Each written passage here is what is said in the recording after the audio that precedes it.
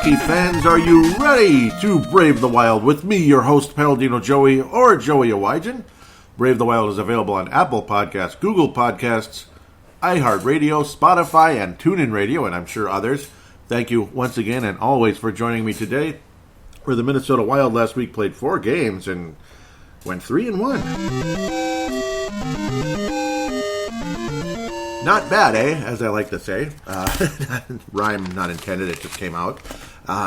Yeah, you're seeing definitely a more aggressive offensive style under Coach Dean Evison. You're seeing slightly less minutes for Ryan Suter, and you're seeing more minutes for some of the younger guys. Like Joel Eriksson is gaining a minute, blah, blah, blah. Greenway's gaining about 90 more seconds. You're not necessarily seeing more scoring from everybody, but you're seeing something. You're seeing improvement, you're seeing growth, and you're seeing Kevin Fiala bud into a star, which is what he is. Absolutely. He looks like the star that Paul Fenton envisioned, the guy who flashes at times, and I would say he does. The goals that he was able to accomplish this past week, and his overall play has just been unbelievable, or outstanding, as they might say in Canada. He's now got 51 points, 21 of them goals. He's a +2. Obviously, he was more of a minus early in the season, but plain as day, he's the best player on the team and the leading scorer for the Minnesota Wild. Zach Parise has 24 total goals, and of course, he was not traded during the trade deadline, which is fine with us, I suppose. Parise still provides some of that leadership and grit and all that. 4 games to review, a couple of blowouts. Detroit's one of the worst teams in the league. Okay, they are the worst team in the league by far. It's a legitimate tanking one way or another. Some talented players, but no defense whatsoever, no puck control. The goaltending is suffering because of it. That's why Bernier and obviously Jimmy Howard with goals against averages in just about 4 for both of them. Pretty harsh. I've never really seen it that bad in a long time. Not since the NHL has a completely different game with higher goal scoring in general. So, of course, their goals against average would be high. Columbus Blue Jackets get shut out by Alex Stalock. And again, it was a group of players that were, some of them were not really NHLers. Lots of injuries, lots of guys missing from the lineup. 5-0 there, and so on and so forth. The Capitals outclassed the Wild, but not by much, but by enough. By enough to tell you that, well, maybe the Wild aren't really serious cup contenders, and that's for sure. Despite all the percentages, like the Wild's chances to win the cup are like 7%. Wow, it's way above this team, this team, this team, this team, this team. Yeah, okay, we'll cool our jets a little bit. I don't know if this is a sugar high, but the style of play is more interesting right now, and it's working right now. Teams will adjust probably, and we'll see. We all know how that works. It's a professional sport, and teams always adjust. So we'll see what happens. Again, and another nice solid win. Very entertaining game against the Nashville Predators. So 3-1. Let's jump into it as quickly as we can here. 7-1 win in Detroit. You know, I mean, really, what can you say about this one? It's a team that's just done. They're just done. Matt Dumba was able to get a multi-goal game. I did predict Kevin Fiala would get a multi-goal game this week. I can't remember which game it was. I'm blanking on it. But he did have a multi-goal game this week, and he had a goal in 5 straight games in general. Matt Dumba, multiple goals against the Detroit Red Wings, which feels great. The fourth line for Minnesota has just been unbelievable. Again, Mikko Koivu centering that fourth line with Ryan Donato, Ryan Hardman, Ryan Saunders with the Timberwolves, and you could just go on. There's a lot of Ryans everywhere. It's a good thing, I suppose. But Koivu, Donato, Hartman getting things going early and then getting it going again. Greg Patterin actually got a couple assists this week, which is hilarious. So finally, registering a couple points. Dumba, the beneficiary of a Kevin Fiala play again, getting his 5th goal and ultimately a 6th goal in the power play from Galchenyuk. I'll never get it right, will I? Galchenyuk. Okay, I got it right. Matt Zuccarello with a very rare assist because he is Matt the Friendly Ghost. Matt's the Friendly Ghost, the friendliest ghost you'll know. I think he deserved something last week that I didn't pass out to anybody, and he's going to get it this week probably. Okay, there's a little foreshadowing. Joel Eriksson, Jordan Greenway, Zach Parise. Parise's been demoted to the 3rd line. It's actually working okay. They're doing fine together, the guys out there. Parise playing on the right side. It's with that group, with Greenway pretty much stuck on the left, because Parise can play right, even though he is a natural left, as we all know. Half the team has guys that half the right wingers on this team are left shots. It's just hilarious. But some of them, again, both Fiala and Zuccarello prefer to be on the right side. So it is what it is there. So So Fiala will not be in Mr. Kaprizov's way. In fact, he might even play on the same line someday.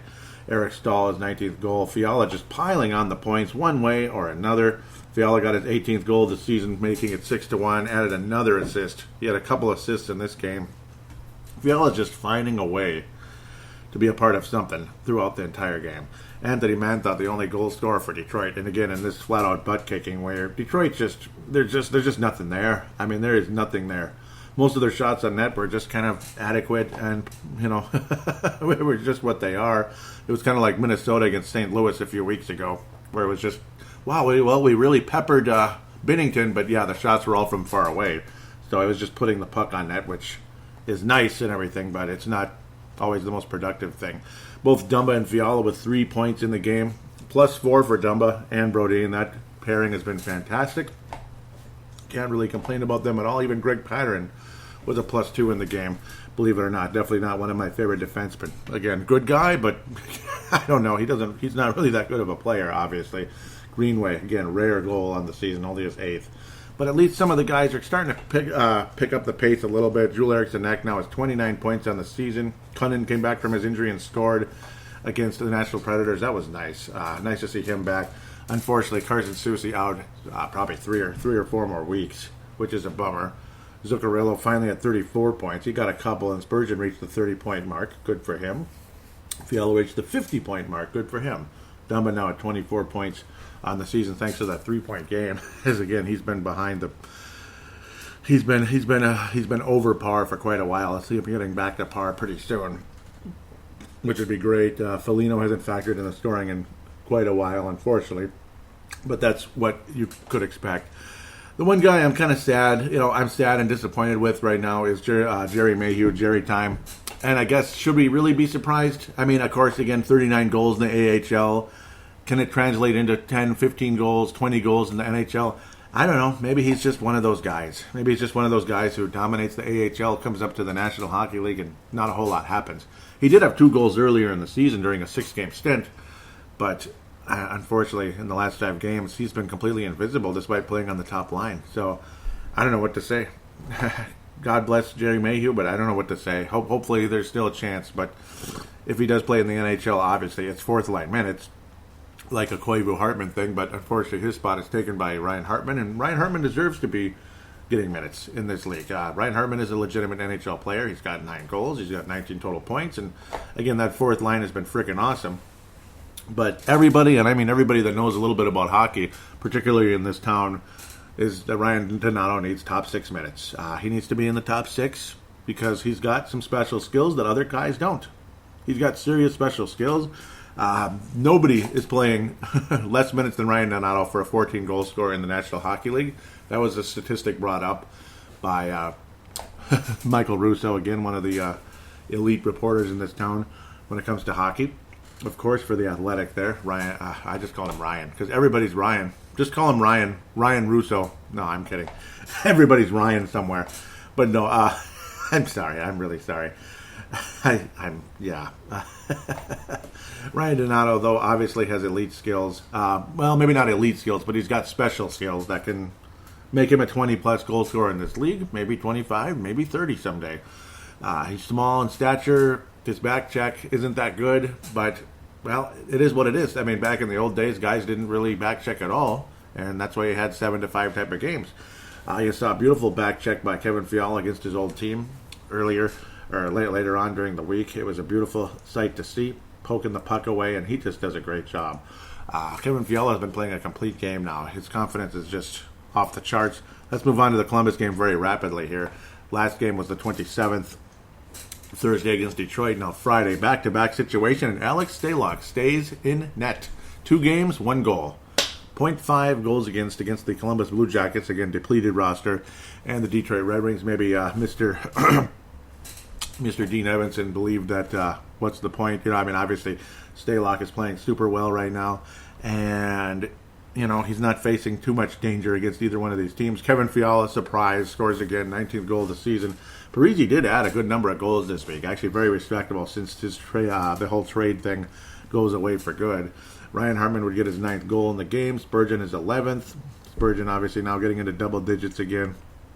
And that third line with Joel Eriksson and Jordan Greenway hooking up again, which feels good. But Fiala just continuing his elite play. Like every time he touches the puck, you got a feeling something's going to happen. It's absolutely beautiful. Alex Stalock only faces 24 shots from a depleted Columbus lineup, and the Wild win 5-0. You're feeling good. Ryan Donato gets the least amount of minutes of anybody on the entire roster. Unfortunately, did not generate a shot on goal in this game because they were either blocked or missed or whatever. And again, lack of minutes is lack of minutes. It just kind of is what it is there. Mikko Koivu continues to dominate in the face-off circle, as we know. Though some nights are better than others. Patterson got his 3rd point of the season. Woohoo! 3 assists now for Greg Patterson. That's funny. And Jonas Brodin continuing to work on his career high in points. He may be getting 30 points this year, as his previous career high was only 25. He's already at 27. And still at that plus 16 on the season, along with his teammate Carson Soucy, plus 16. Again, God rest his month, unfortunately, for Carson Soucy at the end of the day. Just another, this was kind of a run-of-the-mill. You get the feeling, wow, we're just kicking everybody's butt. But again, it's a depleted lineup. It feels good that we took care of business. I mean, you don't want to lose to the Columbus Blue Jackets of the depleted lineup. You don't want to fall to the worst team in the league with Detroit, who's last place in every category. Every freaking category. Goals against, goals for, blah, blah, blah. Power play is the worst. Penalty kill is the worst. They just suck at everything, unfortunately. And I don't know. We'll see what happens. I feel bad for their poor coach. Oh, I mean, it's just like, oh, man. He has no chance. He has no chance. It's like coaching the 0-16 Detroit Lions. You're screwed. Welcome to Detroit. I guess everybody sucks in Detroit now. For now. The Detroit Tigers, they're just, they're not good. They're terrible. What am I saying? They were okay a couple of years ago. The Washington Capitals come to Target Center to start off the month of March. As again, Alex Stalock remains in net in every game. And who scores for the Wild? Who had one of the 3 goals for the Wild? Kevin Fiala. That's our Alex Ovechkin, I guess you could say. Kind of. But, well, what happens every time the Wild play the Washington Capitals? Every time the Washington play the Wild play the Washington Capitals. Alex Ovechkin scores 2 goals or 3. Well, he got 2 in this one. Again, that rocket one-timer on the power play. It is what it is. And wound up with 2 in this one. His 44th and 45th of the season. It's a crying shame Kevin Fiala didn't start the season a little better. But again, was benched for a few games because he wasn't back-checking good enough. Well, I mean, he's back-checking a little better now. And sometimes it's just, if a guy can score and a guy shows the skills that he has, just put him the frick out there. And that's all you got to say. Donato and Fiala both scoring for Minnesota, making us all feel good and special. Parise also got his 23rd goal of the season, and who assisted on that? Kevin Fiala. Put the Wild in the game, but the Capitals dominated the puck when it mattered most, and the stops mattered as well down the stretch. The Minnesota Wild ended up losing 4-3 to Alex Ovechkin, Braden Holtby, and the Washington Capitals, as the Wild would get 40 shots on net. Not bad at all. But it just is what it is. It was one of those frustrating games where the Wild just couldn't get it done. This was a physical, angry game that just kept going and going and going. Tom Wilson looked like he had something personal on his mind when he scored that 21st goal of the year. That ended up being a dagger down the stretch early in that 3rd period. He looked right at one of the Minnesota Wild players, couldn't really see. And I swear he said, like, how does it feel, you effing guys, or something like that. I could say, you effing guys. Something like that, something along the lines. But basically, like, woo, he was kind of taunting us a little bit after that play. A little bit of personal agendas in this game. And I don't mean it like guys are selfish. I mean, there was just a little bit of back and forth. Not a little bit, a lot of back and forth in this one. You'd think these were division rivals that had faced off in the playoffs like 3 years in a row. And we're talking bitter rivals here. And it's East versus West. And we've never played the Capitals in any series ever, nor did really the North Stars either. The Capitals were always in the Prince of Wales, if I remember correctly, and the North Stars were in the Campbell Conference. Though I suppose way back in the day, the Wild were even in the Prince of Wales Conference, because that was a little different era way back in the day. There was some shuffling. We were in the Adams division, then we were in the Norris division, going way back in the Lou Nanne days. Lou Nanne, the player, not just the GM, but the player, like back. So, I don't know, it gets complicated and confusing, but yeah, it's a little bit too far back for it's a little bit too far back for us to call us rivals of the Washington Capitals in any form, historically or currently in any way. But Capitals obviously still having a fantastic season, and they are very much in the mix to win the Stanley Cup, if not just the Eastern Conference, which it very much is not the Eastern Conference in this in this day and age. NBA, you might say the opposite, but the Eastern Conference continues to win the Stanley Cup. Other than the Chicago Blackhawks, the last 10 years, pretty much the Blackhawks and the Kings during their stretch. It's been East, East, East lately with Penguins, Capitals, and such et al. Except for St. Louis finally breaking that streak last season. I don't know. I mean, this is one of those games where a lot of people will say, well, this kind of shows you where the Wild are. I mean, we're playing way better. We've got a legitimate star player. It sure appears to be. We would like to believe. It's not a huge sample size, but obviously he was taken 11th overall in the draft for a reason. The skill is obvious. These are goal-scoring plays that we haven't seen from a Minnesota Wild player since Marian Gaborik. Marian Gaborik was electrifying. He was spectacular. And Kevin Fiala is heading in that direction. Different player a little bit. Obviously, Kevin Fiala is a playmaker as well. He's not just a goal scorer. Gaborik was more of like a natural, flat-out goal scorer who would get some assists. Fiala gets a lot of assists, and he's got the natural goal-scoring ability as well. Overall, just the puck handling, the skating. He's got everything you want in a player in this league to be on your top line or, heck, even your second line. Because, look at teams like the Edmonton Oilers back in the old days. Look at their second line and tell me those guys aren't superstars. So superstars should play on any second line in any league because if it's a good second line, you're going to score anyway. Heck, if you're on a good fourth line, you're going to score, as you're seeing from Donato, Ryan Hartman, and Koivu. So that fourth line's been awesome. You can't deny that fourth line's been absolutely awesome. It's just, again, Donato should be a little higher up on the totem pole right now, and he hasn't been of late, unfortunately. But at least he's out there. At least he's not getting scratched anymore, which was really frustrating. Because there's more to Ryan Donato than a guy that should be in the press box. Your 13th forward. I mean, he's not a 13th forward. He's not on any team right now. He's not a 13th forward. It is what it is. Third line is usually bigger. Fourth line often is bigger too. But sometimes it's just young guys with older guys kind of getting their feet wet in the league, which I guess Donato's doing. March the 3rd, a game that we had to have. We have to have this game because we're very close in the standings for that wild card, blah, blah, blah, and the Wild win. And Kevin Fiala makes it look easy. Kevin Fiala is spectacular. Remember last year when Fiala struggled coming to Minnesota, and then he scored 2 goals against Nashville, and then after that, it was like, well, okay, well, he's a wild card, he's a chance, he's a lottery ticket for us in the future. Hopefully he can, somehow, some way, mentally get past that injury with the femur and play with more confidence, this and that. Well, he certainly has done that. He certainly has done that, to say the least. Luke Cunnin returns from injury, scores early. Kevin Fiala adds one just six minutes later, and you feel like $1 million, 8 minutes later, pardon me. And this goal was the goal to end goals for the Minnesota Wild since the Marian Gaborik days. Like, this was a goal, folks. The hesitation. And again, the patience the patience as well. I was going to say Eric Stahl, but that was a different play. Eric Stahl was actually just down there. He never actually passed the puck. Ryan Suter, though, moving the puck forward, basically to Fiala. He comes up the ice, starts to stick handle, continues to wait, continues to show the patience.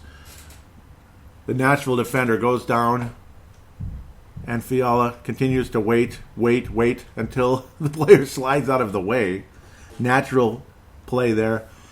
Again, as the Nashville defender was hoping to basically bury the puck there from Kevin Fiala's shot, and it just wasn't meant to be. Kevin Fiala again then releases it, raises it over the defender and over Jaros. I mean, what an unbelievable play. Saros, pardon me. Saros. An amazing play. Absolutely spectacular. You feel like $1 million, especially after Mikhail Granlund had some glorious moments last week. A major overtime goal which got Nashville back in the picture. Granlund scoring a couple of goals in the final seconds. One in the final seconds to tie the game up and lead Nashville to victory in OT last week. Granlund was a hero in Nashville. And then Fiala with an absolutely spectacular play.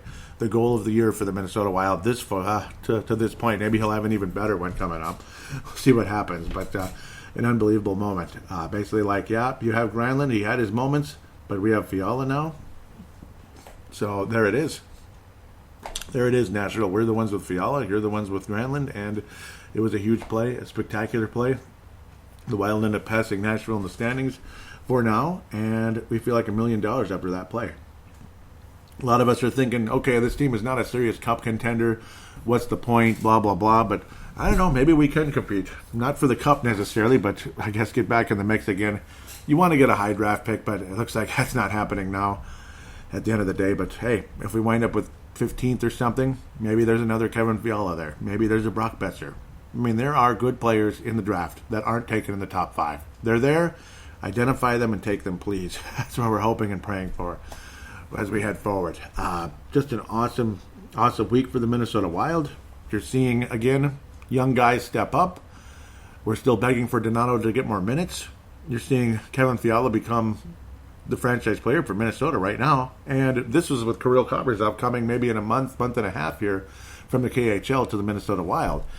So if the Wild make the playoffs, maybe you'll see Kirill Kaprizov, number 97, suit up for the Minnesota Wild in the postseason, which would be pretty damn crazy. Just imagine him with Fiala. Just imagine whatever. Maybe one of them is, I mean, if they're each on a different line, then it's almost even more dangerous because you get 2 different lines with different players rather than cram them all in the same line, which could be spectacular, but it could also mean like you're just relying on one line all the time. If you could have 2 lines with 2 stars, 2 different stars, oh my, this could be one hell of a spectacular future for Minnesota, especially with other guys like Hovinav coming in time, hopefully sooner than later. Addison coming in to help as well, which makes me feel for Brendan Menell a little bit. Boy, oh boy, the way he's been dominating in the AHL, but hopefully he's not Jerry Mayhew as a defenseman, racking up all the spectacular points, and then he comes up to the NHL, and 15 games later, nothing. Wow. We're not quite 15 yet, but it feels like it already with Jerry Mayhew, who's been virtually invisible despite playing on that top line for Minnesota. But what a damn fun week. What a damn fun week. It's been fun to watch, regardless. And you feel hopeful for the future because Luke Gunnan's scoring. Because, well, it's nice to have Parise. Well, if he's going to be here, he might as well score, right? Because he is going to be here. Oh, and by the way, Fiala assisted on that one as well. He assisted on the Parise goal as well. What a fun game to watch, though. Back and forth, entertaining game, and then you get to see spectacular plays by Kevin Fiala. You get to see Luke Gunnan come back and score very early. He's got that no-nonsense, at least alternate captain future, I think, for Minnesota. I like that. I love Luke Gunnan. I'm sure many people do. He's got at least 20 to 25 goals in his future, I got to think. And Joel Eriksson Ek frustrates everybody near him, and he's got 21 assists on the season. Don't look now, but Joel Eriksson Ek, again, he's creeping up. And again, at least, Jordan Greenway's got 27 points. So it's not like, even though he disappears at times, which is extremely frustrating, still 27 points isn't nothing. It's not nothing. It's okay. It's not bad. Cunning's at 28, like I just said, and Joel Eriksson Ek 29. That's your geek line there, your geek squad. Even though they haven't necessarily been playing together all the time, but occasionally they do. Cunning's been seeing second line minutes most of the time lately. But 29 points for Joel Eriksson Ek is not bad. It's nothing to, it's nothing really to complain about. It's creeping up. And again, you get the spectacular defense from him as well. A defense that's so good, it drives people absolutely insane. So, I mean, put into perspective, Matt Zuccarello's on a $6 million a year contract for 5 bleeping years, which is a no move. 34 points, and he's been playing top 6 minutes most of the season. Joel Eriksson Ek has been playing middle to bottom 6 most of the season. He's at 29 points. It's a 5-point difference. 5-point difference in 3 games in hand, so to speak, for Joel Eriksson Ek. If I'm okay to say that. 3 less games on the season. And only 5 less points than Zuccarello. So put that into perspective and think about that for a minute. It's not just that Joel Eriksson Ek is playing well. It's also that Matt Zuccarello, with that contract, is frustrating. I hate to go back to the negative there, but sometimes you have to. It's frustrating. But nice to see Joel Eriksson Ek play as well as he has, and gives us a great hope for the future at the end of the day, which is where we're heading next. With that said, the Mike Modano Award winner is an obvious one. He's the next Marian Gaborik. At least he appears to be for now. Maybe Kaprizov will make us all forget about Gaborik as we head into the future with him and into next season and maybe into the postseason this year. where the Wild make a magical playoff run with Kirill Kaprizov and Fiala leading the way. We'll see. We'll see. And some of the steady veterans, if you can call them that, helping out. But Kevin Fiala, with a bullet, will bring home the Mike Modano Award. He's just been absolutely spectacular. He's been tearing up the charts for the longest time. He went from 27 points to 51 in like the blink of an eye. Just unbelievable. 24 points even to 51 in literally like almost like the blink of an eye. It felt like absolutely awesome. So much fun. He's on pace for about 66 points on the season, and if he keeps playing like this, though, he's going to get more than 66. He's going to get like 70 something. So enjoy Minnesota Wild fans. It's something to really feel good about right now. The James Shepard Memorial is an obvious one. It's the $6 million man. That would be Matt Zuccarello. He should have got it last week. He's been invisible. He's been frustrating. I can't give it to Pattern. He got 2 assists. Heck, he's a Modano candidate for his standards. 2 assists from Greg Pattern in 1 week. Damn, man. Where's Paul Coffey, man? Paul Coffey, who? Right? Yeah, okay.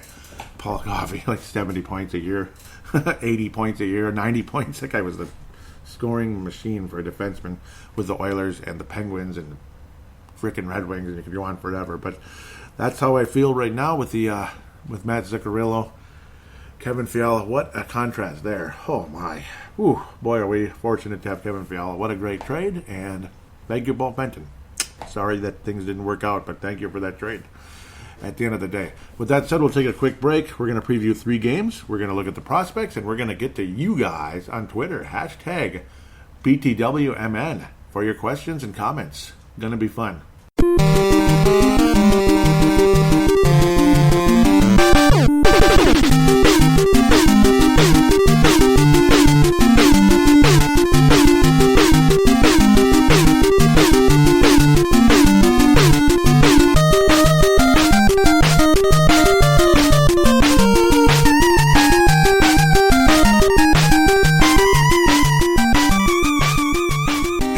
We are back here on Brave the Wild. Apologize if there may have been kind of a weird echo I don't know if it's the last show or the last, at least the last segment.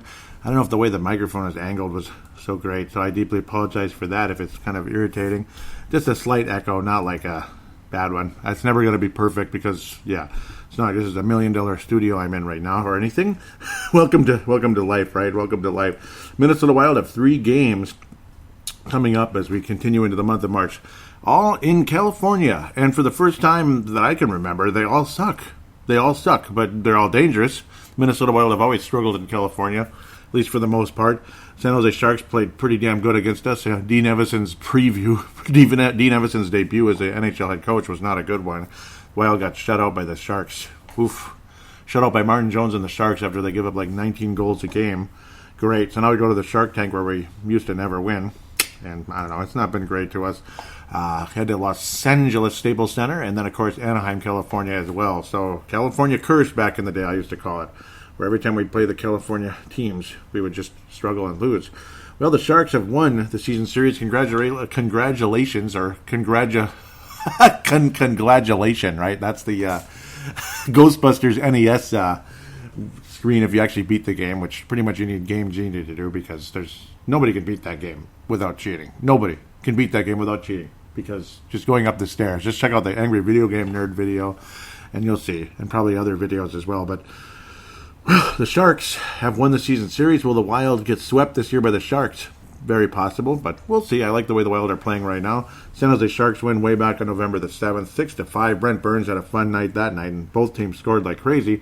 Dean Evason's debut as a coach, strange moment, the strangest press conference ever. And the closing moments, you pull the goalie, and Dean Evason's not even involved in the conversation. He's just letting the players do their thing. You'd think he's an NBA coach, because a lot of NBA coaches do that at times late in games, where they let the players kind of talk it over. Sometimes during certain timeouts and such. But it's usually not at the end of the game, where this one was, and the coach was not involved in that one. It was the strangest situation. But congratulations to Chris Stortz, formerly now, unfortunately, of the Teal Town podcast, but still a very good show that I recommend to anybody that likes to hear about the San Jose Sharks or, hear about NHL conversation. Teal Town, highly recommended. Chris Stortz, major shout out to him. He moved south into San Diego, so he's no longer in the Northern California area. Awesome guy. We exchanged some beers over time, like for the AleSmith from Northern California there. What an amazing brewery that is. We get some here, but certainly not like they would have there. And then, of course, he enjoyed some Surly, which we are very famous for in these parts. Surly. Yes, Surly Hell, Surly this, Surly that. It would be nice to have a sponsor with somebody again, because I used to have Tallgrass out of Manhattan, Kansas. Probably should go local. And, yeah, Surly or Two Harbors would be amazing. But Two Harbors Brewery. Oh, awesome. Castle Danger Brewing from Two Harbors, Minnesota. Love them with the passion. Or if I'm going to go to Northern California, Sierra Nevada, baby. Sierra Nevada and AleSmith. Okay, let's get on with it. I apologize. Sidetracking myself here. Sharks, Wild. Again, they're up 2-0 on the season. The San Jose Sharks are very much out of contention at the moment. 28th in goals for, but they scored against us. 24th in goals against, but they shut us out. 27th on the power play, but they seem to magically score those. And they're number 1 in the penalty kill. So they do an awesome job there, and they suck in the penalty minutes. They get a ton of... It's just ironic when you look at this. They get a ton of penalties, yet they're number 1 in penalty kill. So, well done. Well done, San Jose, despite facing all that. Unfortunately, though, just struggling everywhere. Defenseman's leading in scoring, but he's a damn good defenseman, so it's not like it's that bad. It's not like Vermont or anything. Vermont and University of Vermont. Thomas Hertel, who had some spectacular moments early in his career, he's okay, but he's just good. Blah blah blah, good but capable of being spectacular.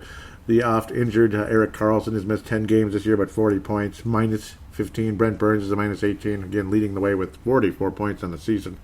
Timo Meier with 43 points. Evander Kane 43 points, and Jumbo Joe did not get traded to the Boston Bruins, which is a shame.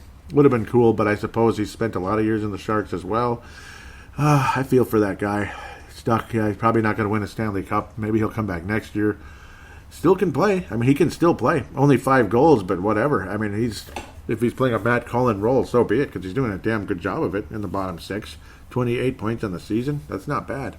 Patrick Marleau moved on to the Pittsburgh Penguins. That was a good trade for the Penguins, at least an opportunity for Patrick Marleau as well. Lots of trades. And I apologize to Derek Felska for not having some of the trades in front of me last time around. I mean, there's some really good websites out there, like NHL Trade Tracker, where everything's right in front of you. I remember how he asked that question, what was my favorite trade? For me, personally, if you wanted me to mention my favorite trade, like just one, because you mentioned 3, but if there's one, and I think I did bring this up, but one trade during the trade deadline last week, Derek, has to be the Vegas Golden Knights. I mean, what an amazing... That was a smart move, considering how up and down Marc-Andre Fleury has been with the Vegas Golden Knights. Like, he'll get 5 or 6 shutouts a season, but at the same time, his goals against average is like 2.8, half the time. And obviously, he's absolutely spectacular at times, is Marc-Andre Fleury, but then he gives up 5 goals, 4 goals, and he just struggles. Yes, he has personal things here and there. He saw his father die this year, which is too bad. I can imagine that's weighing on him. And look at Devin Dubnyk. He's giving up like 4 goals a game this year. It's been really rough. In 2019, it's been it's been super rough, especially only 9 games between the pipes for him. But the Malcolm Subban, Slava Demin, and second-round pick to Chicago for Robin Lehner, that's my favorite trade, particularly if I want to see a team, if, say, the Wild aren't in the postseason or they're out right away, which would suck. Robin Lehner going to the Vegas Golden Knights. He seemingly could really stabilize things as well. The second round pick is the Penguins pick. That's the comment. So it's a Penguins pick going to Chicago, which is going to be very low in probably the way Penguins are playing. They're always going to be in the Cup contention as well. Former Minnesota Wild player Kyle Brodziak was traded. Nobody talked about that trade because that's like guys you don't really think about a whole lot. Mike Green going from Detroit to Edmonton. So, yeah, Patrick Marleau for a conditional third-round pick in 2021. Interesting stuff. But no, Robin Lehner going to the Vegas Golden Knights, I think that makes them a Cup contender. I do. Marc-Andre Fleury, I don't think is the goalie to lead the Golden Knights to the Stanley Cup. Not the way he collapsed last year against the Sharks, and the way the Capitals just kind of tore him to pieces. And also the Capitals in 2018 were on a mission as well. It just kind of was what it was, and maybe they're on a mission again, God forbid.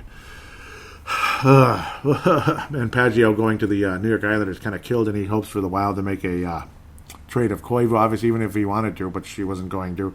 And that first-round pick going to Ottawa is what nixed any hope of getting Zach Parise because, yeah, it wasn't going to work. It just wasn't. So going over the trade tracker again, apologize if I'm sidetracking and going backwards here, but figured I'd bring that up. I always feel bad if I kind of like don't answer someone's question. Of course, Derek Felska, awesome guy, Crease and Assist podcast, and getting things going with that hashtag PTWMN on Twitter. Can't thank him enough for that. San Jose Sharks, though, I mean, I like the way they played against the Wild this year, or should I say I don't like it. It's just for their sake I like it. Pacific Division, they have no chance to make the playoffs. You know, I mean, they do, but they don't, you know, that type of thing, but they'd have to play like perfect the rest of the year. You know what? The Wild are going to break this streak. They're going to beat the San Jose Sharks. They're going to beat the San Jose Sharks. I mean, they should, right? I mean, they should. Yeah, this is where I'm going to go. The Wild will beat the San Jose Sharks. It's going to be a 3-2 game, and the most likely guy to score in this one, I mean, I just love the way the Wild 4-2 win. 4-2. Wild will score 4 goals against the Sharks, not 3-2. We're going to score four goals against the Sharks. We're going to make up for the 0 we gave up last time. 4-2 win for Minnesota. Most likely guy to score in the game. Boy, it's going to be a thriller, right? No, it's going to be... Should I go with a crazy one? Not so crazy one. We'll go with Eric Stahl against the San Jose Sharks. He's going to score his 20th goal of the season, and the Minnesota Wild win 4-2 with Alex Stalock beating his former team finally this year. It's been a struggle with the damn Sharks this season. It's been a damn struggle. So Alex Stalock will get his first win versus the Sharks at least this season. Los Angeles Kings, they're playing better. They're surprising some people despite some, you know, trading players away, and they're just not even close. Like any remnants of their Stanley Cup glory days are pretty much gone, other than Kopitar, who's still a spectacular player. Jonathan Quick is just done. He's just toast. Sometimes you just know when a guy's toast, and I don't know why this is blanking on me. Don't you just love when it does that? But Los Angeles Kings, they played very well against the Golden Knights a few nights ago, which ended the 8-game winning streak for the Vegas Golden Knights. This series is... Nope, they've already won the season series, unfortunately. No, this is wrong. Why is it saying the Kings won the series 2-1? Well, it's foreshadowing what I'm thinking, unfortunately, because the Wild beat the Kings way back on October 26th, one of our rare wins earlier in the season, but that was also when we had one of our rare home games at the beginning of the season. 3-1 win there, 5-1 win there, then a 3-1 loss in Los Angeles, November the 12th. So March the 7th, I think this is accurate, even though it's kind of creepy. Our Kings won series. The Kings have won the series 2-1. I think they will. I think the Kings beat the Minnesota Wild in this game because, I don't know, the Wild have always struggled against the Kings, and they have played really well lately. Despite losing to Colorado and Edmonton, they have won 3 games in a row, and I don't know, they're on a little bit of a run, which is meaningless. Maybe it'll cost them a slot or something, but nah, it's still a lottery. It doesn't matter. The Kings will be in the top 5, top 6, probably in the draft, whatever it is. But I think they beat the Wild. We've struggled against this team historically. It's annoying, and they're playing well right now, to their credit. It's super damn annoying, but it is what it is. I didn't like seeing them beat the Golden Knights very much. Jonathan Quick has been a little bit more respectable. He's brought his numbers up a bit. He's actually been in 40 games this year, 14-22. Goals against average 2.9. Save percentage is now finally in the 90s again, but just barely. Kelvin Peterson was in net against the Vegas Golden Knights, and he was absolutely great. Shut them down to 4-1 win. Again, 3 wins in a row for the Los Angeles Kings, beating Vegas, beating New Jersey, which is not that impressive, but still beat them, just like they did in the finals in 2012.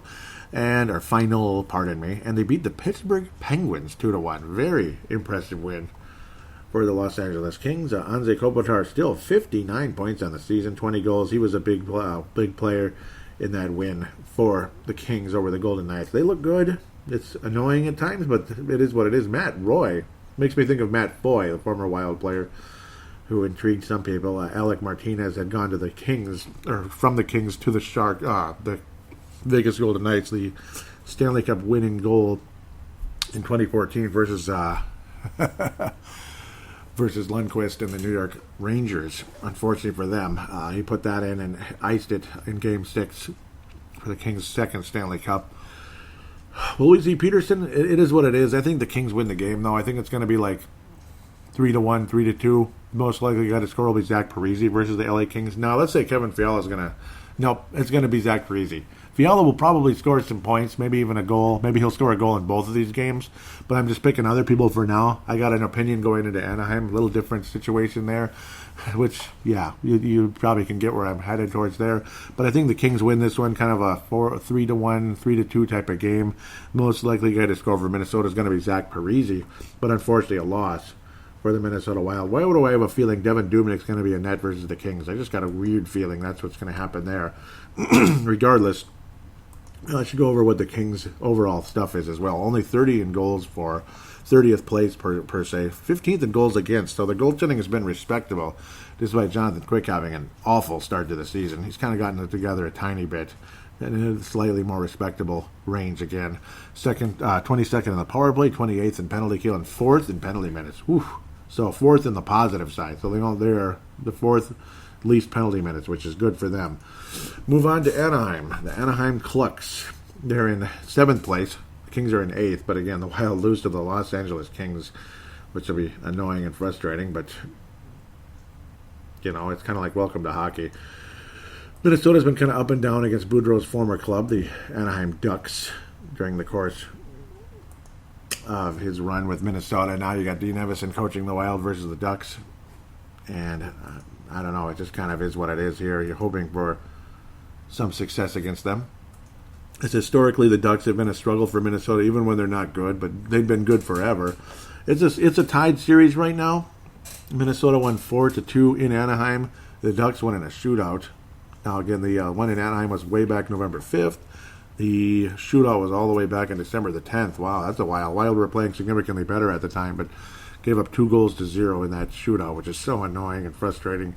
John Gibson's had his moments. This is the season wrap-up. I do believe the Minnesota Wild win the season series against the Anaheim Ducks. March the 8th, happy 42nd birthday to my brother, as I turned 41 this year. He's about a year and a half older than me.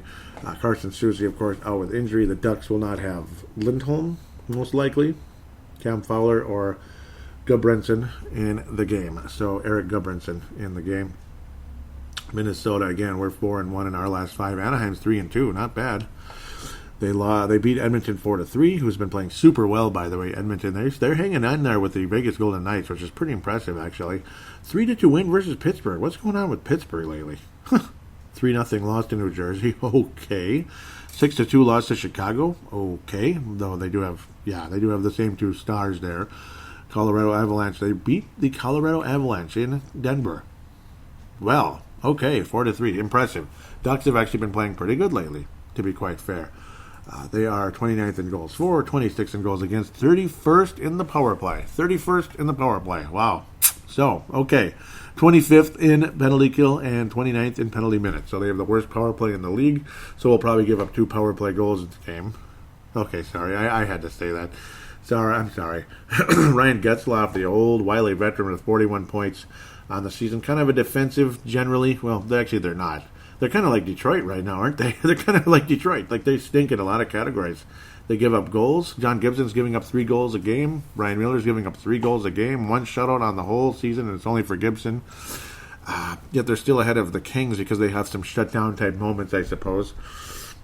Yeah, man, it's an interesting team. Rickard Rakell, a guy who was often compared with Jules Eriksson as a possible career potential for Jules Eriksson. Rickard Rakell is obviously a good, solid defensive player who can score. That's for sure. 37 points on the season. Okay, so we'll see. Hopefully next year Jules Eriksson heads into that direction. Adam Henrique with 24 goals in the season to lead the way in that category for the Ducks. But I do believe the Minnesota Wild win this game, and I have a strong feeling Kevin Fiala is going to have a multi-goal game in this one. I think Kevin Fiala is going to get to the mid to upper 50s by the end of this week, which is just insane when you sit down and think about it. But at least 2 goals in this game, maybe a 3-point, 4-point type of game, depending on how things go. But the Wild win 4-2 versus the Anaheim Ducks. 4-1, 4-2. We'll go with 4-2. But it would be nice if it was 4-0. That'd be cool. But I can't really pick shutouts because whenever I would do something like that, they'll probably shut us out instead. So I don't want to jinx us. But Kevin Fiala will have multiple goals in the game, and Matt Dumba will have multiple points. Darkwing Duck Matt Dumba will have 14 points, or will have multiple points in the game. 14 points, right? No, that's impossible pretty much. It's maybe in the Quebec Major Junior Hockey League or something. But no, maybe further even before that. Not the Major Junior one. It would be just the Quebec Junior Hockey League. 14 points. That's insane. That's Mario Lemieux way back in the early 80s, maybe, in the juniors when he had like a 300-point season. But, yeah, it's insane to think about that. It's insane. That's crazy. But the Wild win, and Fiala will have multiple points. Let's stay off of this now. The Minnesota Wild go 2-1 again, and we're heading closer and closer to that wild card, believe it or not, because I like the way this team is playing. Hopefully teams don't catch up to our style and things change in a negative way. That would be nice if that does not happen, and that this is a trend, not a mirage for Minnesota heading into the postseason. Not just into March, but into the postseason. That would be absolutely great. With that, it's time to look at the prospects and then head into the questions. And as per usual, we will get things rolling with the Iowa Wild. Sam Honest continuing to lead that club in scoring against Jerry Mayhew. Jerry time is with Minnesota. 61 points on the season down in Iowa. Sam Honest, 65 points on the season, just way up there at the top. The Iowa Wild haven't had a whole lot of games, but a lot of the really, really young guys have been the ones scoring lately, which is nice, other than Luke Johnson with 27 points on the year. Nico Sturm still stuck at 32.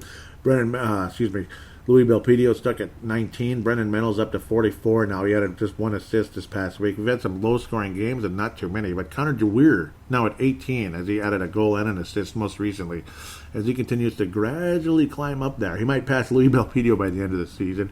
Brennan DeHame now at 20. Again, the Parkland, Florida, Providence Friar coming to the Iowa Wild and hopefully Minnesota someday. Again, more of a physical style guy with 67 penalty minutes on the year. It's crazy, though, because Louis Belpedio might be thinking about that bottom pairing. He might be focused on being on the bottom pairing. It's like, if I'm going to make the NHL, it might have to be that way, rather than being like somewhat higher.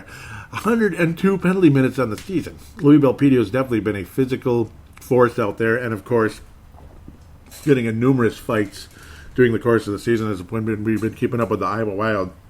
You see number 47 mixing it up out there several times during the season. 102 penalty minutes to lead the club, which is pretty crazy. So I guess he could be very strongly considering if he's going to make it in the NHL, he's going to have to be on the bottom pairing. And, well, we're waiting forever, unfortunately, because that right side is pretty full. Greg Pattern is still in the way there. Will the Wild move on from him in the offseason? Will he just wind up in the press box next season? I think there's a possibility of that. On occasion, but I want to see Louis Belpedio up with Minnesota. He's not that small. He's about 200 pounds, 5'11", so it's not like he's this tiny little 5'8", 160-pound guy who's going to get his ass whooped out there. That's not what's happening, and he's showing he can play physical hockey and occasionally add some points. He kind of semi-lucked into a couple points, was it at the end of the season a year ago, if I remember correctly. Or was it a year and a half ago already? It's been a while, like 2 years ago already. Gosh, lucked into a couple of points in like the final game of the season with the Minnesota Wild, which was kind of cool. But a couple of assists in that game. That was surprising. Belpedio, obviously, he's got scoring ability, or he's got, ability to make plays and such. But it looks like that's more of the Brennan Mental category there. Belpedio, though, still very solid, again, with that toughness. So if that's his role, that's his role. At the end of the day, that is going to be his role. Capo Kakkonen, unfortunately, faces injury. Unfortunately, but yeah, so he's week to week right now with an upper body injury. It will not require surgery, which is good, but it's still a gosh darn shame. He added his 7th shutout of the season. 7th shutout of the season. Capo Kakkonen absolutely dominating the AHL. To me, he looks like an NHL goalie, at least a backup heading into the future, because, it's interesting how it is with him, too. But it's signs of development. How he started off really, really hot in the AHL, crazy hot, and then dropped off. His points, his goals against average went up, unfortunately. And then during the course of that season last year, the numbers got a little bit better, a little bit better, a little bit better. Then this year, he's flat out dominant. Comes to the NHL, very dominant at the beginning, starts to have some not so good games, giving up 3 or 4 goals. But I think he will also develop gradually into a very good National Hockey League goalie and a very strong candidate to being a number 1 goalie in the NHL. That's my belief with Capo Kakkonen. Moving forward with the Minnesota Wild, not just Iowa. Because, I think it's getting to a point he needs to be with Minnesota. But unfortunately, Iowa right now, who has a chance to make a very long playoff run, they'll be without Kaapo Kähkönen for a couple of weeks, it looks like, unfortunately, which really sucks. Might as well send Jerry back, I guess. But, I mean, you got Luke Cunnin back. If Jerry's not going to score in the NHL, you might as well put him back in the AHL because they could sure use him. The scoring has definitely been down in Iowa. It has definitely been down, but Kaapo Kähkönen adding that 7th shutout was a big help in a big bleeping way. There's no question about that. So we'll move around looking at some more prospects. Matt Boldy continuing to get top 6 minutes now with Boston College, and he's almost at a point a game now. 20, for a guy who started out the season with like 1 point in 13 bleeping games, he's now at 25 and 32 with 9 of them goals. He's a plus 16 on the season with Boston College, who was not that great last year. But during the course of this season, they've gotten better and better. Plus 16, Matt Boldy. Still only 18 years of age. April the 5th, he will turn 19. That's how young Matt Boldy is, and gotta like his future with Minnesota. Marshall Warren is now at double digits with 5 goals, 5 assists. He's a plus 20, and he has just been a plus guy everywhere he's been. He was a plus 29 in 26 games with the under 18 team for the U.S. Hockey League last season for the U.S. National Under 18 team. Freaking awesome. He's been a plus everywhere he's gone. And again, plus 20 for Boston College. Plus 20. That's good for a defenseman, boy. That means he's doing his job out there. Nikita Nesterenko, he's been in the postseason. He's been adding assists here and there. His numbers are done for the regular season, 56 points in 56 games. But he's been adding like an assist a game pretty much in the postseason for Chilliwack thus far. BCHL, British Columbia Hockey League. Postseason for Nikita Nesterenko. And I do got to mention right now, we talk about all these guys on MNW Prospects. So facebook.com/MNW Prospects, at MNW Prospects as well for Twitter. That Twitter account has been very popular. We keep up with all these guys. I personally am in charge of the Quebec Major Junior Hockey League and British Columbia Hockey League. I really much enjoy keeping up with guys. Prospects as they come to Minnesota. This year it was Nikita Nesterenko, Alexander Hovanoff, who I've just had an absolute blast keeping up with, and Sean Boudreas. So as the years go by, or hopefully into next season, we'll have some new guys to talk about from the British Columbia Hockey League and the Quebec Major Junior Hockey League as we head in forward. Other guys again include Pavel Burnett, who's the founder, and he keeps up with all the international play, and Minnesota, generally speaking, Minnesota Wild guys like Kevin Fiala, who you consider prospects and such. He's also an admin for Minnesota Wild Global. Pavel Burnett from the Czech Republic. You get Justin Back. He's awesome, obviously. Keeps up with the WHL. I believe he keeps up with the AHL. Now I'm getting him mixed up, but he keeps up with the WHL and college mostly, but he kind of branches all over the place. Brandon Quast keeps up with the AHL and does a great job as well. You guys are just great. I think he does the OHL too. I can't remember now. I think maybe Brandon Quast used to do the AHL and British Columbia and Quebec Major Junior, and then he gave it to me, which was awesome, because obviously it's a lot of guys to keep up with in the AHL. I mean, it's all of them, so for the most part. But then again, not all of them are prospects. Some of them are minor leaguers like Matt Barkowski, guys like that. Yeah, it's an awesome group. They're great guys. They're entertaining. The conversations they have sometimes are interesting. I'll just leave that as is. It's funny conversations, but that's just adult guys having funny conversations. That's just life. Awesome dudes. We keep up with all the prospects from AHL, ECHL. Obviously, like I said, all these junior hockey leagues, Ontario hockey and all that. It's a lot of fun to keep up with it and such. International from Pavel Burnett's standpoint there. Sean Boudreas, big 6'5" guy again who could make competition for Jordan Greenway. 77 points on the season. He's a plus 39, 34 goals on the year. He's a right shot too, which could be very helpful heading into the future if Sean Boudreas is serious about becoming a professional someday, which I'm sure he is. But we'll see what happens there. Sam Henches, who's been in and out with injuries this year, he would have had huge numbers, I think. It's unfortunate. He's been banged up this season. Interesting guy. Very, very interesting guy from New Brighton, Minnesota, of course. 24 points on the season, but only a -5 for St. Cloud State. They're just not as good this year, unfortunately. Bryce Misley, 4th-round pick years ago, 2017. He's reached double digits, which is nice. I feel happy for him. For the not-so-good University of Vermont, unfortunately. I'm trying to be nice as the collegiate seasons are coming to an end. Now we're heading into the conference tournaments. Of course, Gophers Got to get it done, opening things up with Notre Dame. Go Gophers. I keep staring at old pictures from the late 70s with Herb Brooks and the team and that beautiful brown, that beautiful wooden trophy with the bronze on the front. Or is it gold? I don't know. I don't think it's gold. That's too much money. It would be a lot of money. But it's like a brass with brass on the front. The national championship trophies from 1979, 76, 74. Love looking at those team pictures with that trophy sitting there on the ice in the old Mariucci, which was basically in the barn. The old barn. Yes. Beautiful place. Beautiful place, and of course, beautiful time for Minnesota. And hopefully the Gophers can get back to the national championship contention again. We'll see what happens if it's going to be a magical season. Because sometimes you just got to make the tournament and things happen. What if the University of Vermont wins Hockey East? That'd be funny, but yeah, I don't think so. They'll probably be out in the first round. They can't score, and it's sad. I like Bryce Misley. I like him. And you know what's really crazy? You know what's really amazing? I think his dad followed me on Twitter. I think he did. I think that is his dad, which is really cool. So, I mean, I like Bryce Misley, and I wish him the best.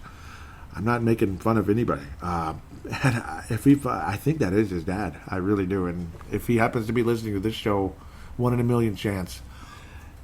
God bless you. I'd love to see Bryce Misley go all the way. I would love to see it. That'd be a beautiful story, to be quite frank. Jacob Golden, again, he's been a solid story. Again, not much of a scorer from the blue line earlier in his career in the OHL, but now he's at 25 points as he is way beyond what he's been historically. Mostly assists, but hey, that's what defensemen do. They move the puck. Defensemen move the puck. Jacob Golden's got 21 assists, 25 total points, only a -10, but the Erie Otters have stunk the last couple of years because a guy by the name of Connor McDavid no longer skates for that club because he's a little kind of busy now with Edmonton and trying to get into the postseason and have a nice playoff run for the Oilers if their goaltending can hold up. One of the men of the hour here, one of the most beautiful men of the hour here from the WHL, Adam Beckman has now reached 100 points on the season in 60 games. Unbelievable year, plus 39, 100 points in the WHL for the Spokane Chiefs. Adam Beckman just absolutely dominating. He is a left shot, left wing, so again, a busy position for Minnesota, but if he's got a future in the NHL, he's going to get a spot. He's going to get a spot. I don't think he's going to rot in the AHL his whole life. Or at least I would freaking hope not. But we'll see what happens. Again, Jack McBain, another Boston College player, because Paul Fenton loved Boston College. Loved it. 19 points on the season. Now he had his 13th assist last weekend. Plus 4 on the season for the ever-improving Boston College. Again, I'm bouncing around. I'm not keeping it just college, just this, just that. I'm kind of going all over the place because I consider all these guys important. And there's my guy, Alexander Hovanoff, now 95 points on the season. He's a plus 55 in the 47 games he has skated for the Moncton Wildcats in the Quebec Major Junior Hockey League. 95 points on the season. More spectacular numbers than Adam Beckman. Honestly, as great as Adam Beckman is, he's played 60 games. That's Alexander Hovanoff has played in 47. So imagine 60 games from Hovanoff. We'd be talking 110, 115 points, which is really damn encouraging. Quebec Major Junior Hockey League, I get it. It's not the AHL. And even if it was, we all know how things can translate from AHL to NHL sometimes. But all the talk has been this guy's got everything except skating, basically. Which, yeah, I know skating is the one weakness. But it sounds like it's gotten better, generally speaking. That's the hope. It has gotten better, and it must be getting better if he's able to get to these type of point totals for him. So that's the hope as we move forward. Nick Swaney, again, have been banged up off and on all damn season. Both of those great 7th round picks, Sam Hedges and Nick Swaney, the 2-time defending national champions. University of Minnesota Duluth trying to go for the 3-peat. Well, Nick Swaney just walked away with 3 national championships in 3 years. Will he go to the AHL next year with that trophy, with his name on that trophy one way or another? Like, not literally. It's not like the Stanley Cup, but historically on that team. Career high for him, 26 points, but again, banged up, only 29 games, which does tell you his point totals would be absolutely great if he could get to 40 games again, but unfortunately that ain't happening because it's time for the postseason now, unfortunately, as we head into the conference tournaments and hopefully eventually NCAA, which the Lakeville native will be skating in once again. There's no question. Lakeville native Nick Swaney, hopefully member of the Wild very soon. I don't see him skating in the ECHL. It's going to be AHL and beyond.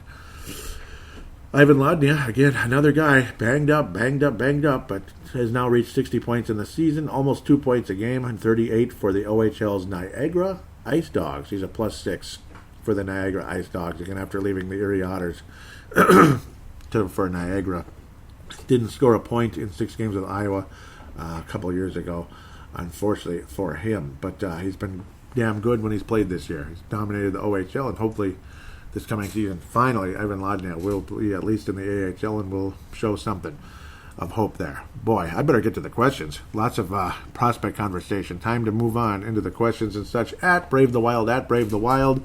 Want to thank Brendan Falska for sharing the tweet here. Very nice. It's basically a retweet with a comment. He says, check out Brave the Wild's latest podcast, where they discuss the events of the trade deadline as well as where the Minnesota Wild stand in the home stretch of the season, and plenty of other team-related news plus fan questions too. A great listen, and thank you so much. That was episode 229, Rumors of Trades. And again, do check out Crease and Assist and follow Derek Felska at Crease and Assist. Very simple, just like cease and desist, at Crease and Assist. And there's an inside joke. If you're curious, ask him what that's all about. It's kind of an inside bleep you to somebody who was giving him a hard time. We'll just leave that as it. It's pretty funny. The most recent show was also retweeted by Tene Brown. Thank you very much. Let's see, others. Yep, Tene Brown out of New Zealand. Who else did? And where did they go? Okay, Tene Brown, Snarky McSnarkelson, Lakers, Pies Brown, Vince Germano there, Tom Hayen, and Wild and Young Prospects. Yep, that's, of course, at MNW Prospects. Love the page. Love everything there. So let's see if I can get some questions here. Can't thank you guys enough for liking and retweeting and passing it on to your friends and followers. So now let's get to some questions if they're there. I gotta think there's some. Yes, there is. Derek Felska says, how major of a setback is it for the Iowa Wild to have Kaapo Kähkönen injured? Or does Iowa miss Gerald Mayhew more right now? Boy, two major things. I think it's a massive blow because thank God Matt Robson's a decent goaltender, so at least you have him. But then again, his goals against average has been not so good this year, 3.06. He's struggled off and on this year. Great start to the season, kind of like Kaapo last year. But he certainly hasn't dominated the way Kaapo did during the stretches he did in his rookie year for the AHL, where Matt Robson this year, oh boy, I would say it's Kaapo Kähkönen for sure, because there's other guys like Sam Honest, though without Jerry time, it has been a huge difference. Huge difference. Like the Iowa Wild win, it's like 2-1 versus 5-1, 5-2, something like that. So with Jerry Mayhew in play, it's just a whole different game out there with Jerry Mayhew. But again, Kaapo Kähkönen, I think, is the most crucial member for that club. That's an interesting question. Actually, cool. Actually, I like it. But no, thank you very much, Derek, for that one. I think Jerry should just go back to the AHL because just nothing's happening. If you're going to put him in the bleeping press box, put him in the AHL. They need him, especially with Kaapo out. Might as well outscore guys 5-3 with Matt Robson and get him some damn wins. Get him over 500. What is he, 6-10 on the year? So that's frustrating. Nope. He's 10-9. But I don't know. I like Matt Robson. I don't know why he's struggling. Dave Johnson, the question here, has Guerin seen enough to start negotiating Fiala's next deal yet? What's he worth? 6 years, 48? Sure. I mean, I'd say he's about that. It wouldn't be a bad idea, I think. But I believe we're still okay when it comes to his contract. As I could try to pull that up here. Whereas right now, Fiala, obviously a very cap-friendly contract, $3 million a year. He's getting $3 million next year.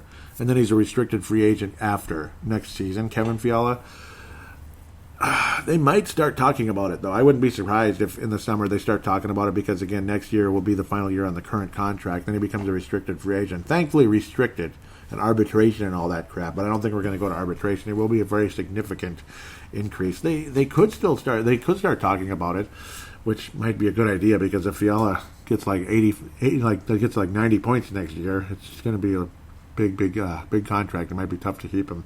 Koivu does come off the books, which helps a lot, and there's no chance they keep him. Galensiuk comes off the books as well, versus Jason Zucker's contract hanging around for a bit longer if the Wild kept him. So you're good there. Zuccarello's contract is there until hell freezes over, which is really annoying. 23-24 is when that contract's up, and Zach Bleepin Parisi's up in 24-25. 2025. Zach Parisi's contract finally comes to an end. Victor Rask, there'll probably be a buyout which 2 years remaining, we could be looking at 4 years of $2 million just hanging there if the Wild buy him out. That's usually how that works, because it's 2 years, $4 million per. After this season for Victor Rask, you do a buyout, it goes to 4 years, 2, that type of deal. So you save $2 million a year in the cap, which is not nothing, believe me, but it drags, unfortunately. So that's where things get complicated there. Ryan Donato, yeah, it's going to be interesting next season. Ryan Hartman, Ryan Donato, and Marcus Foligno, I'm just messing around, all will be free agents after next year. Joel Eriksson Ek as well, only making $1.4875. That's an interesting number there. All of them are free agents after next season. Hartman restricted, Ryan Donato restricted, Joel restricted. Of course, I got to think we're going to for sure keep Joel Eriksson Ek, and it'll be significantly higher, maybe like triple that, because we're talking maybe 4.5 or something for Joel. That's my guess, but we'll see. Ryan Hartman, who knows, depending on where things go. I like him a lot, but who knows. Donato, he's making more than Joel, but he's got some skills. Luke Cunnin, that's a free agent this summer, right away, restricted free agent, and Jordan Greenway at 9.16. So we'll see what happens. Jordan Greenway would go to arbitration. I think we're kind of going that direction with Jordan, where Cunnin, I think, is going to get a significant increase. We'll see what happens there. Very, very interesting situation there. And Brad Hunt is inked next season for only $700K. That's not bad. And Brodin also is in his final season, along with Greg Pateryn. I wouldn't be surprised if the Wild buy out Pateryn, actually, at all. I wouldn't be surprised if they buy him out 2.25, so you'd be looking at 1.75, something like that. 1.175 for 2 years if you do that. So it's a little bit of dead cap, which is annoying, but it is what it is. Buyout history up, Tyler Ennis, 1.216 for him, Tyler Ennis, the buyout. So I wouldn't be surprised if we do something like that, but you don't want to have too many buyouts either floating around. I think if you buy out one person, it's Victor Rask at the end of the day, which is unfortunate for him because he's just too slow. Sorry I drug that out, but I do like looking at that stuff. Dave Johnson continues saying, is Kakkonen ready to play 30 to 35 games behind Stalock next year? Is Stalock ready to be able to play 45-50? I think so. He's shown it this year, and, it's not like we're in a situation at this moment where anybody's like a guaranteed number one goalie, blah, blah, blah, blah, blah. So 30 to 35, yes, I think that's a very likely, very possible scenario. I'm not sure what to do with Numnik. Again, you can't just buy everybody out. Buy out this guy, buy out that guy. It'll be like the buyouts will then get to be like $6 million a year or something. It'd be nuts if it got to that point, which would be hilarious. But, oh, wow, I'm seeing something new and jumping around. Wow, that's very interesting. I'll leave that alone. It's stuff you don't want to hear on the show necessarily. Not surprising anyway, what I saw. But no, thanks. I agree with that's what I would like to see, quite honestly. I don't know why this popped up. But that's what I would like to see. Thank you for that question, Dave. Now this is messed up. God, don't you love when that happens? Well, Jay Bushy says, Fiala has been on fire. Do the Wild have a game breaker they've been sorely missing? Yes. Yep. I believe they do. I absolutely believe they do. Crease and assist. Derek Felska says, how do you feel Kaprizov's game will translate to the NHL? Translate in the NHL. He's actually addressing Derek Velska, but he moves it on to me as well. Derek did. Probably going back and forth there. I think he will translate into a 30-goal scorer in the NHL and hopefully beyond. But he's got enough skills. It's a professional. It's close enough to the NHL. I think that he will translate to a very productive NHL player, a scorer. 25 to 30 goals as a rookie, and I think beyond. The sky's the limit. That's my belief. I don't think he's Mario Lemieux yet or anything, but I do think there's a wonderful future for Kirill Kaprizov in the NHL. 25 to 30 goals early on. I don't think he's going to dominate right out of the get-go, unless we're really lucky. But I do think it's 35 to 40 after that as we move forward. So now we're back where we were. Derek Felska says, who do you have winning Class A and Class Double A state tournament for the boys this year? Oh boy. I don't follow high school too closely, I'll admit.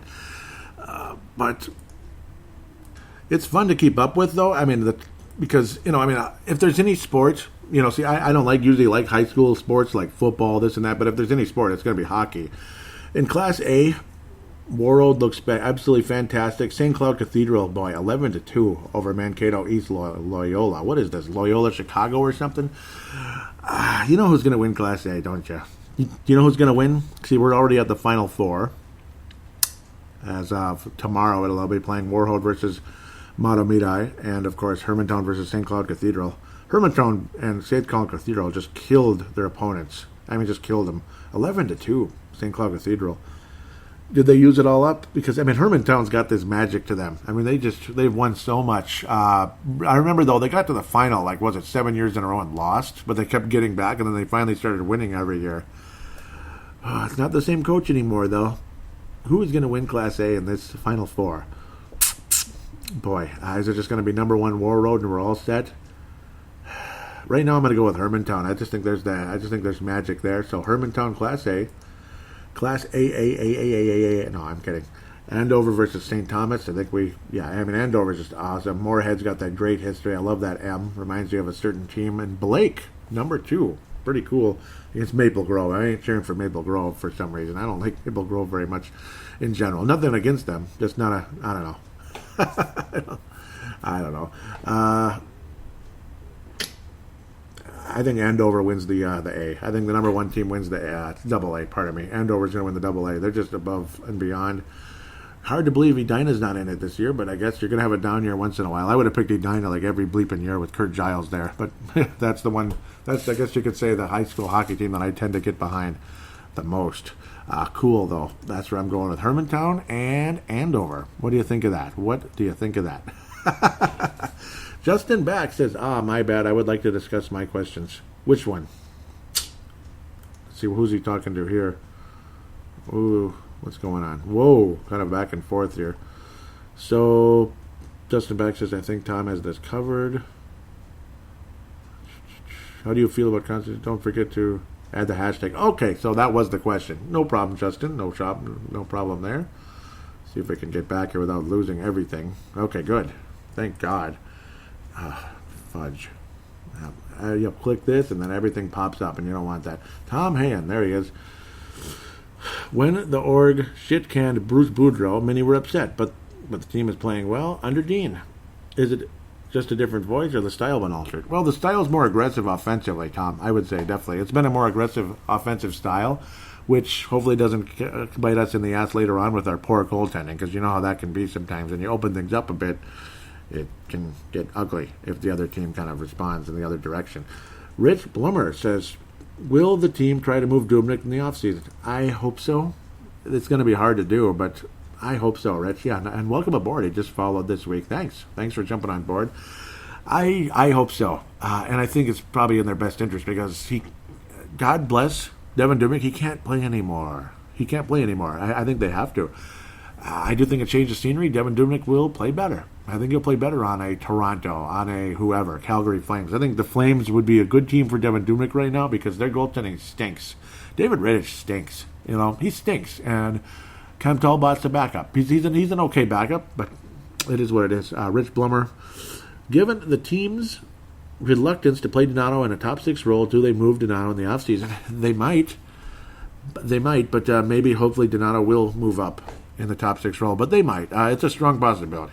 There's always a possibility that somebody gets moved. You can see that with Bill Guerin. There has been talk, at least one of the young guys probably won't return, like a Greenway or Donato. Those are probably the 2 top candidates to be moved in some type of deal in the offseason because I think the Wild are looking at, we need a top center like we need to breathe, that type of thing. It's a gaping hole with the Wild at center. I mean, we have one legitimate center, and Conan can definitely play center, and he's damn good at it, but he's a good right winger, too. Rich Blummer, will Koivu re-sign with the team? To me, that's a solid no. It's not because he won't re-sign, it's because they won't re-sign him, basically, at the end of the day. It's time to move on, unfortunately. God bless him. He's had a wonderful run, but I think bringing Koivu back, it's just, we're at that point now. I think he's reached the wall, and if he finishes strong on the season, that's good. You don't want to bring him back, and then he just has an awful year next year. So that's where I stand. Thanks, and welcome aboard, Rich Blummer. Good to hear from you. Welcome aboard. Derek Felska was putting out like the hashtag to get people's attention to ask a question. Thank you, Derek, for that. Always appreciate that. Jumps in. Beg a few questions. Here's a new one. With Kakkonen's injury... Okay, here we go. Derek Felska. With Kakkonen's injury, will the Iowa Wild still be able to catch Milwaukee to take first place in the AL Central Division? I don't think so. God, I want them to, but I don't think so. I think it's a big loss, and hopefully it's shorter term than they're saying. Hopefully, when they say week to week, that sucks. Luckily, this isn't the NBA though, where week to week could be like the whole damn season. When it comes to the NBA drives me nuts with that. Mike says, don't know if anybody else caught this, but the second period I saw several instances where the Wild were caught flat-toed and were not very aggressive with pucks along the boards. Standing, looking for someone else to chase. Preds could have tied the game with a little bit of luck. Yeah, it could have. That's an interesting observation there, Mike. That's a possibility. That's a possibility. I think kind of scary when you think about that. That's kind of how the Wild have been at times, where they just get caught sleeping in certain plays, and that's where it beat them. But luckily, Nashville wasn't up to the task at that time. Ty Sandstrom, buyout Rask or Dubnyk at the end of the season. Rask for sure, from what they're saying. Dubnyk, yeah, I don't think he comes back with the Wild, but I don't know what else to do with him at this point. It's like he's in the way now at this point. God bless him, but he's in the way. It's frustrating. Derek Felska tweets out Justin Back's question. Junior production doesn't always translate, but in your eyes, how promising do you feel things are right now? Iowa's very good. Beckman and Hovanov on the verge of 100 points. Kakkonen goaltender of the month. Hovanov, Quebec Major Junior Hockey League forward of the month, and Fiala NHL first star of the week. I think it's awesome. Fiala obviously is already here, and that's what makes it very exciting. So obviously he's the most exciting guarantee, so to speak, because he's being productive at the NHL level. I do think Hovanov has a future in the NHL. It's annoying how it just keeps coming up, skating with both Beckman and Hovanov. And so many guys. And Boldy. It's everybody. Skating. And how skating is a big thing. And that's why Gaborik was so good, because of his skating. The son of a bleep just couldn't stay healthy, which was so frustrating. How promising do I feel things are? I think they're very promising. I mean, at least, see, what's happening is you have options. You have a chance. That's what's happening. Before, in the Doug Bleep and Risebrow days, there was just nothing. I mean, you look at the guys' production in the juniors and in college, and it was like, and then the AHL was like, But now you're seeing production from all of them. So at least there's a chance. So yes, that's an extremely positive look towards the future. Very positive outlook. Tom Hand. I think these are all from the last show now. I think I have caught up. So thank you, God. There's one more. Jay Bushy says, oh, nope, that was the one we already answered, the Fiala one. Gamebreaker, yes, he is. And, okay, those are all from previous shows. There's one more. Yeah, it's amazing how this doesn't... I wish this would go in chronological order. Sometimes it bounces around.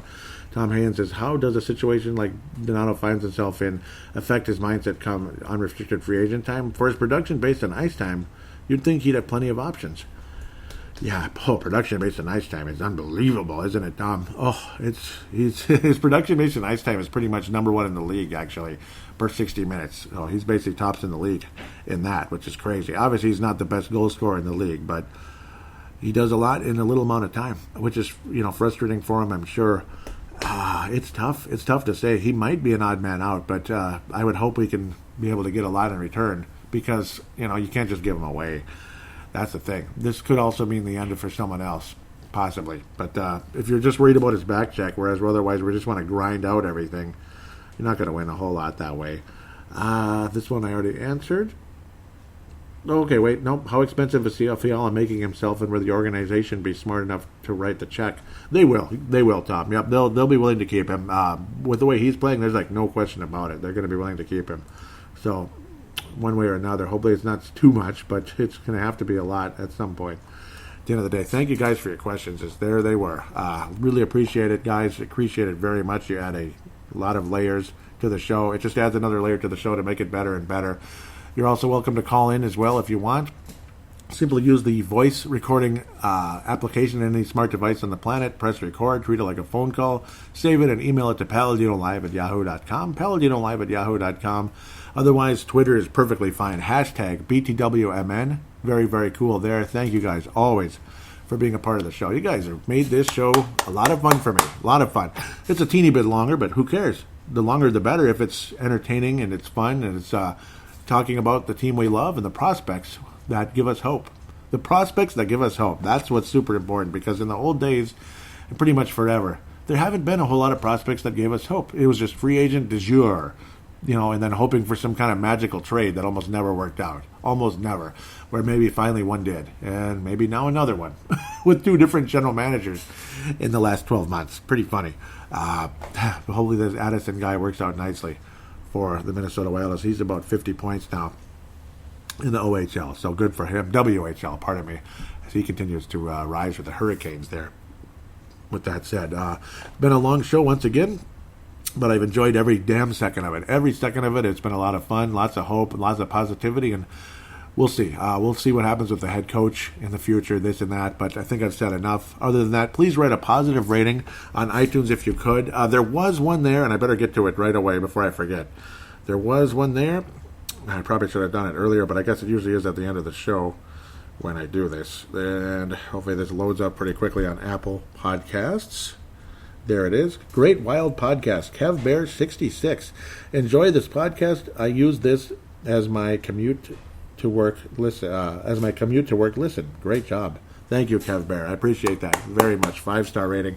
And if you want to help out the show, please do the same. Those of you out there that haven't done it yet on Apple Podcasts, if you happen to use that, please write a positive rating. It only makes the show more attractive to anybody that might be looking at all the different Minnesota Wild podcasts. This is the oldest one. This is the oldest one, dating back to August 2008.